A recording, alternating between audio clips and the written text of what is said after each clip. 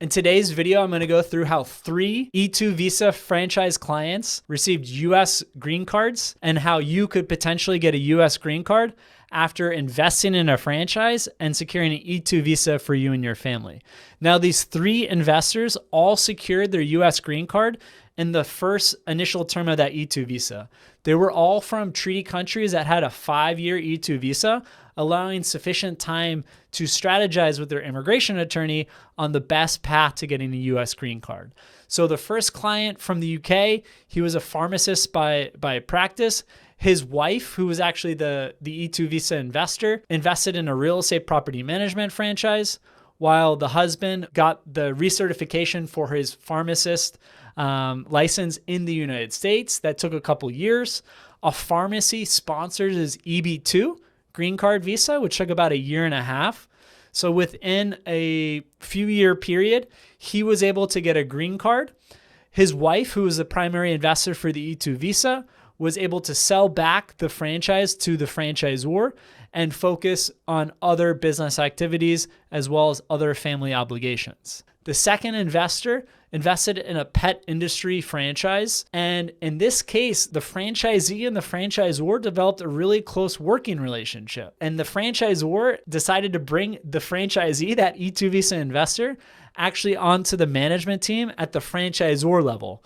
So the franchisor sponsored the E2 Visa investor under the EB3 green card program to work at the franchisor level and to continue to be an investor with that business he invested in for the E2 Visa, but allocate less time to that franchise location that he owns and more time to the franchisor level where he's now an executive of that business. The third client invested in a retail products and services franchise.